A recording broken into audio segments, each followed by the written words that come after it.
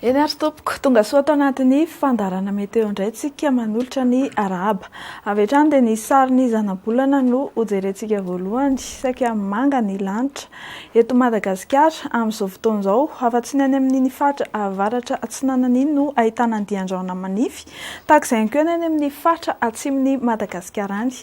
Fa ny nandrafitra ny toetr'andro dia mbola ny alizay malefaka ary tsy maro toerana hatrany. Ho amin'ny rapitso fahatelo ny volana Jona 17 ary dia toy izao indray ny toetr'andro no tombatombanana ao amin'ny maraina.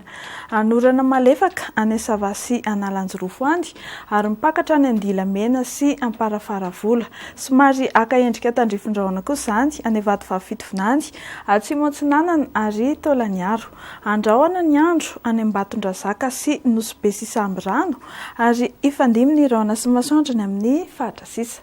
Ho amin'ny rapitso tolakandro dia hipoitra ny orana tandrifin-drahona malefaka ny amin'ny fatra Vatovavy sy atsimo Atsinanana ary Taolagnaro iny.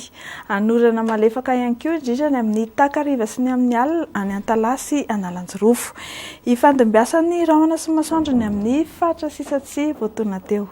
Mikasika ny maripana no tombatombanana ao amin'ny rapitso tontolo andro indray, 12 hatramin'ny 14 degré izany ao amin'ny rapitso maraina aty amin'ny fatry ny avoatany.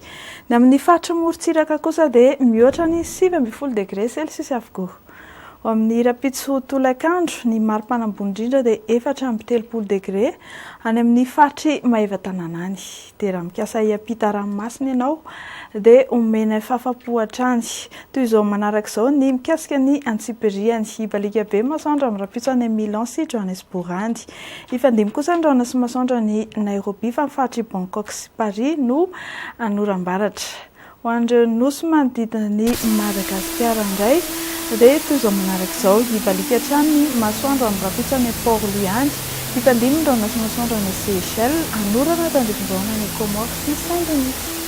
Dia izay tompo-plasy tompoko vavy ny vaovao tsy totan'ny ela azon'ny Météo na rosan'ny tsy alakino amin'ny fotoana metaka amin'ny apitson-dray. Tena matoko.